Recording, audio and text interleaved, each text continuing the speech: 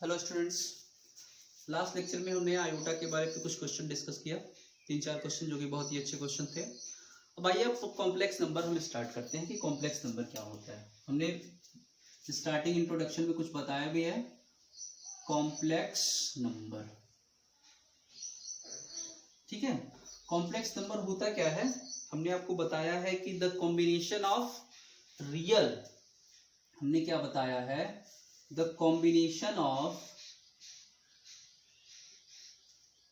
real and imaginary unit is called complex number, ठीक है। और we can say that the number of the form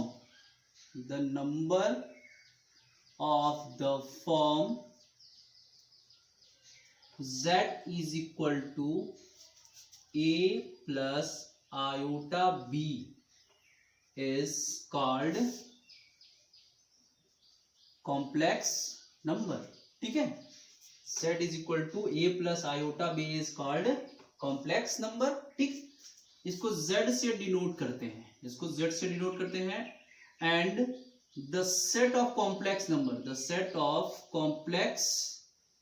number is denoted by c is equal to क्या हो जाएगा, z, ठीक है। c is equal to z, where z is equal to क्या होता है, a plus iota b।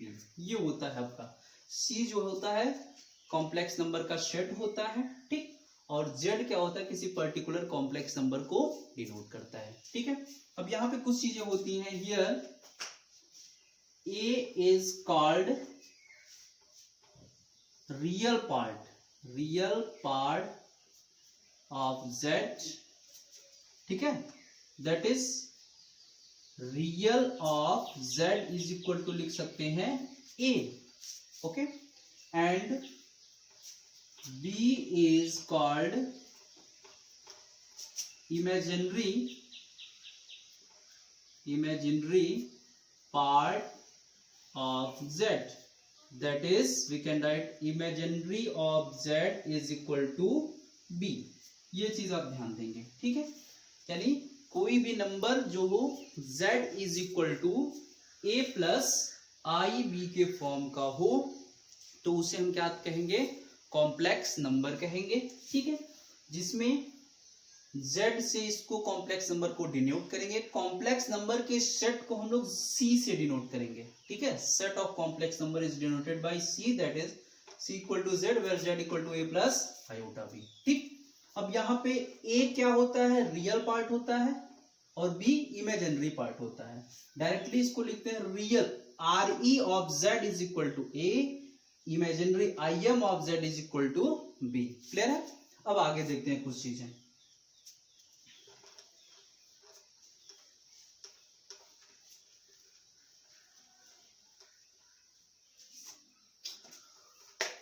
कुछ चीजें और देखिए, जैसे मान लीजिए z इज इक्वल टू, हमने क्या कॉम्प्लेक्स नंबर जो लिखते हैं हम लोग, वो होता है आपका क्या, z is equal to a plus iota b, ठीक है।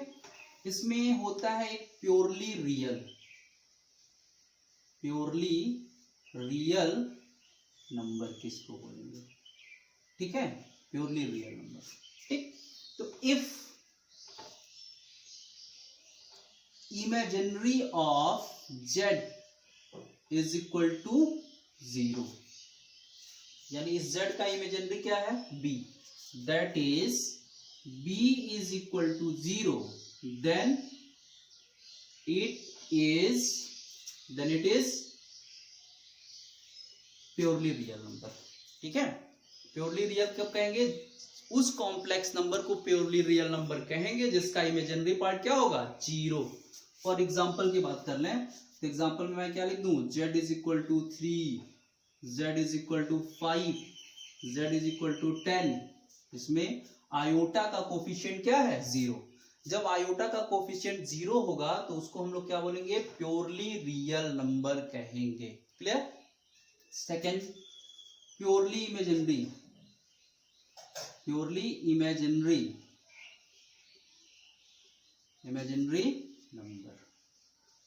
तो प्योरली इमेजिनरी नंबर किसको बोलेंगे? If real of z is equal to 0, मतलब कॉम्प्लेक्स नंबर का रियल पार्ट 0 हो, that is what a is equal to 0। यहां पे क्या हो जाए, जो a है वो क्या हो जाए 0, then it is called what purely imaginary number. For example की अगर बात की जाए तो मैंने क्या लिखा, z is equal to 3i, इसमें रियल पार्ट नहीं है, ठीक। z is equal to -5i, इसमें रियल पार्ट नहीं है, ठीक है। z is equal to -7i, z is equal to 3/5i etcetera, ठीक है। तो ये सारे क्या हो गए आपके प्योरली इमेजिनरी नंबर हो गए, ठीक है। एक चीज और होता है इमेजिनरी नंबर। क्या होता है इमेजिनरी नंबर, किसको बोलेंगे? तीसरा चीज ये भी जानिए आप, इमेजिनरी नंबर क्या होता है। इमेजिनरी नंबर किसको बोलेंगे, ठीक। तो if b not equal to 0, अगर b 0 के इक्वल नहीं है, ठीक है, then it is called imaginary number, ठीक है। प्योरली रियल इमेजिनरी पार्ट 0, ठीक। प्योरली इमेजिनरी रियल पार्ट 0, और इमेजिनरी नंबर उसको कहेंगे जिसमें b 0 नहीं होगा, a 0 हो या ना हो डोंट नो, बट b 0 नहीं होना चाहिए, उसमें आयोटा होना चाहिए, ठीक है। तो वो आपका क्या हो जाएगा, इमेजिनरी नंबर कहा जाएगा। क्लियर, समझ में आया? Have a note of this.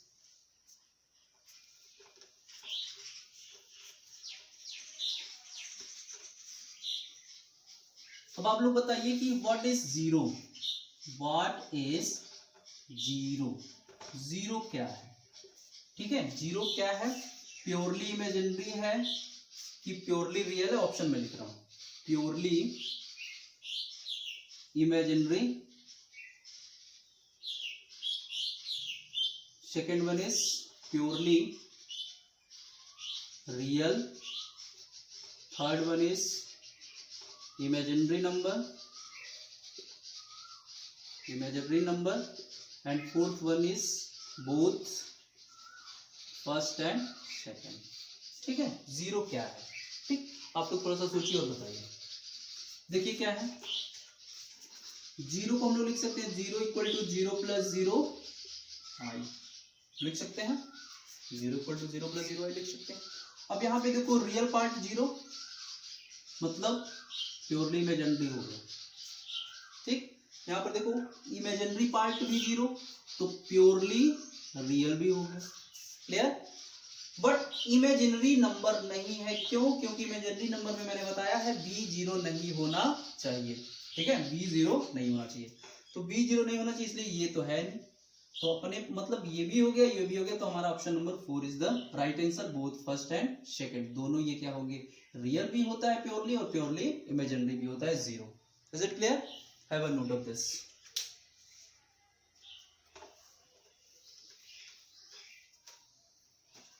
Let us move ahead. अब देखते हैं हम लोग कॉम्प्लेक्स नंबर में equality of two complex number क्या होता है। हमने बताया था कि लास्ट क्लास में स्टार्टिंग में इंट्रोडक्शन में ही बताया था कि दो कॉम्प्लेक्स नंबर जो होते हैं वो कंपेरेबल नहीं होते हैं। कंपेरेबल इन द सेंस क्या, छोटा कौन छोटा है कौन बड़ा है ये हम लोग जस्टिफाई नहीं कर सकते हैं। क्लियर है? बट अगर हमें इक्वलिटी की बात करनी हो, इक्वलिटी ऑफ कॉम्प्लेक्स नंबर, तो इक्वलिटी ऑफ कॉम्प्लेक्स नंबर की अगर बात करें तो let Z1 is equal to A1 plus iota B1 and Z2 is equal to A2 plus iota B2। ये दो कॉम्प्लेक्स नंबर है, ठीक है। Then Z1 is equal to Z2, Z1 Z2 के बराबर तभी होगा if real of Z1 is equal to real of Z2, that is what A1 is equal to A2 and imaginary of Z1 is equal to imaginary of Z2. ठीक है, imaginary of Z1 is equal to imaginary of Z2, that is what, that is B1 is equal to B2.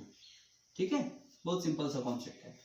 क्या दो complex number को equal तभी कह सकते हैं जब उनके real part corresponding real part के इक्वल होंगे, imaginary part corresponding imaginary part के इक्वल होंगे। Is it clear? ये समझ में आया? ठीक, एग्जांपल की बात करें, for example if x minus Y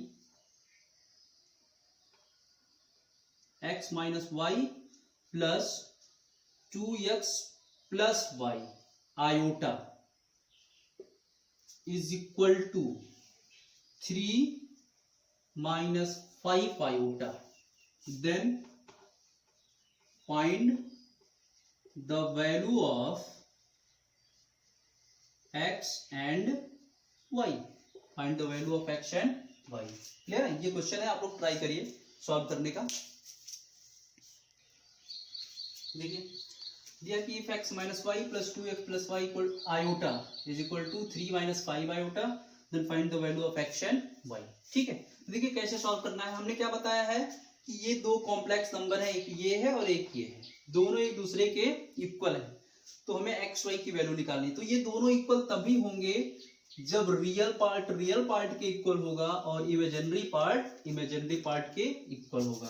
ठीक है, तो फ्रॉम एबव हम क्या लिख सकते हैं, इसका real part x minus y है, इसका रियल पार्ट क्या है 3 is equal to 3, this is the equation number first. इसका इमेजिनरी पार्ट क्या है 2x प्लस वाई, इसका इमेजिनरी पार्ट क्या है -5, दिस इज इक्वेशन नंबर 2। इन दोनों को सॉल्व करके x y की वैल्यू निकाली, तो दोनों को ऐड कर दीजिए। तो ऐड करेंगे तो y से y कैंसिल, 2x और x 3x is equal to -5 plus 3 करेंगे तो -2, यानी x इज इक्वल टू कितना आया -2/3। ओके, सिमिलरली x की वैल्यू किसी इक्वेशन में रख दें फ्रॉम इक्वेशन फर्स्ट, x की वैल्यू -2/3 माइनस y इक्वल टू 3 है ना, y को उधर भेजिए तो -2/3 और 3 इधर आया -3 is equal to y minus में उधर जाके प्लस y हो जाएगा। एलसीएम लेंगे 3 3 जा 9, तो -2 - 9 अपॉन 3 इक्वल टू y, या y equal to -11/3। This is the answer x y। Clear? समझ में आया? तो इक्वलिटी ऑफ क्वेश्चन में इस तरह से क्वेश्चन हम सॉल्व करेंगे, रियल पार्ट को रियल से इक्वेट करेंगे, इमेजिनरी पार्ट को इमेजिनरी पार्ट से इक्वेट करेंगे। Is it clear? Have a note of this. देखिए नेक्स्ट में ऑपरेशन ऑन कॉम्प्लेक्स नंबर पे ऑपरेशन अप्लाई करते हैं, जैसे एडिशन, मल्टीप्लिकेशन, सब्ट्रैक्शन एक्सेट्रा। ठीक है, तो सबसे पहले if Z1 equal to A1 plus iota B1 and Z2 equal to A2 plus iota B2। ठीक, देन फर्स्ट वन देखिए Z1 प्लस Z2, पहला हम Z1 प्लस Z2 दोनों को ऐड करते हैं, तो Z1 plus Z2 equal to क्या लिख लेंगे A1 plus iota B1 plus A2 plus iota B2। मतलब इसको हम लिख सकते हैं A1 plus A2 and plus iota into B1 plus B2। क्या मिला हमको? रियल को रियल में ऐड कर देना है, इमेजिनरी को इमेजिनरी में ऐड कर देना है। Is it clear? एग्जांपल, अगर हमें ऐड करना है Z1 equal to 3 minus 4i and Z2 equal to हमें निकालना है कितना 2 प्लस 2i। ठीक है, हमें Z1 प्लस Z2 फाइंड करना है, तो रियल को रियल में ऐड करेंगे तो 3 2 5, इमेजिनरी को इमेजिनरी में तो -4 प्लस 2 यानी -2i। This is the answer. Is it clear? समझ में आया? सेकेंड वन देखिए सब्ट्रैक्शन, Z1 माइनस Z2 करना है तो सेम वही करेंगे, रियल में से रियल को सब्ट्रैक्ट करेंगे प्लस इमेजिनरी में से iota into B1 minus B2 कर लेंगे। क्लियर? जैसे इसी वाले क्वेश्चन में अगर हमको Z1 माइनस Z2 निकालना है तो 3 माइनस 2 करेंगे 1 माइनस 4i माइनस 2i तो माइनस 6 आयोटा, ये आंसर हो जाएगा। क्लियर है? आगे देखिए तीसरा मल्टीप्लीकेशन। अगर Z1 इंटू Z2 करना है तो हम Z1 पहले लिखते हैं क्या, A1 प्लस आयोटा B1, ठीक, और into A2 plus iota B2, ठीक है। मल्टीप्लाई किया A1 A2 फिर plus A1 B2 A1 B2 into iota, फिर प्लस आयोटा B1 A2, ठीक, और फिर आयोटा आयोटा क्या हो जाएगा, आयोटा स्क्वायर, और फिर B1 B2 ऐसा होगा, ठीक। तो ये देखिए आयोटा स्क्वायर की वैल्यू -1 होती है, तो इसको और इसको जो कि रियल पार्ट है उसको सेपरेट कर लिया तो क्या हो जाएगा आपका A1 A2 minus B1 B2, और फिर प्लस इन दोनों में से आयोटा कॉमन ले लिया तो क्या हो गया A1 B2 plus B1 A2, ये हो जाता है मल्टीप्लीकेशन। क्लियर है? इस पे एक एग्जांपल देख लेते हैं।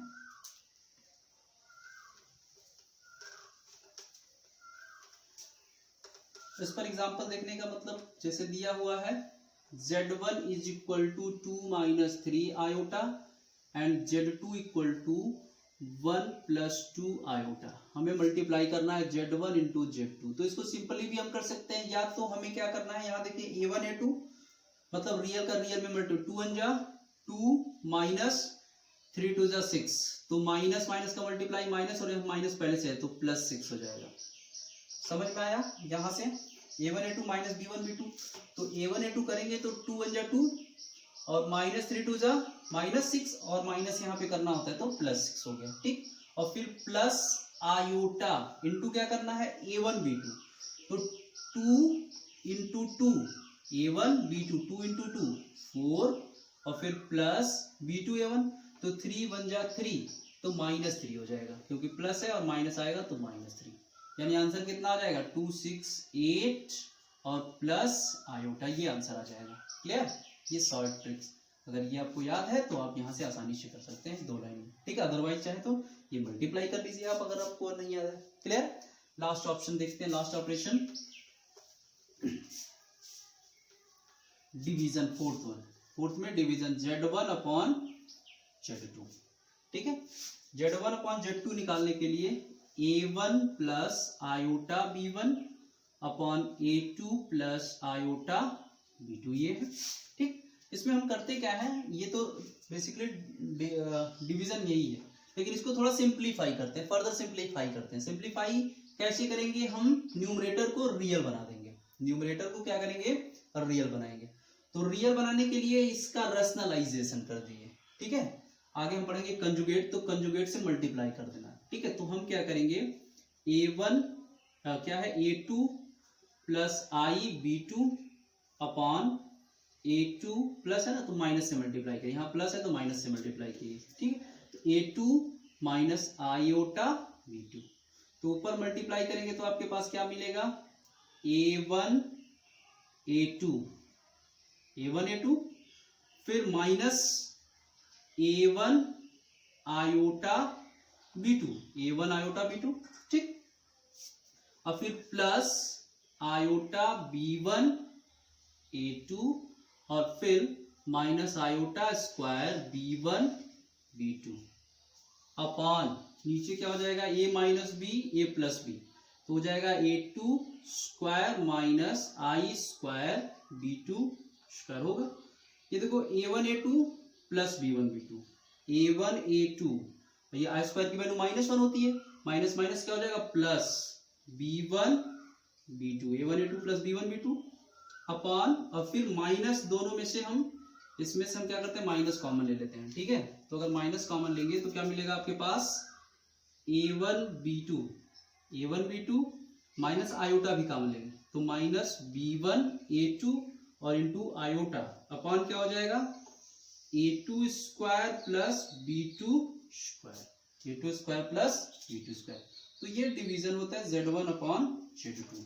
ठीक है, आप इसमें ये फार्मूला याद नहीं रख पाएंगे, आप सिंपली जो भी आएगा न्यूमरेटर डिनोमिनेटर को रेशनलाइज कर दीजिएगा। ठीक है, मतलब डिनोमिनेटर के कंजुगेट से मल्टीप्लाई कर देंगे तो ये मिल जाएगा। अभी आगे बताएंगे कंजुगेट क्या होता है। ठीक, ये हो गया आपका डिवीजन। ठीक है, एक चीज और जानिए, मल्टीप्लिकेटिव इनवर्स जो कि आप लोग जानते होंगे वो जान लीजिए। मल्टीप्लिकेटिव इनवर्स क्या होता है? Multiplicative inverse, what is the multiplicative inverse?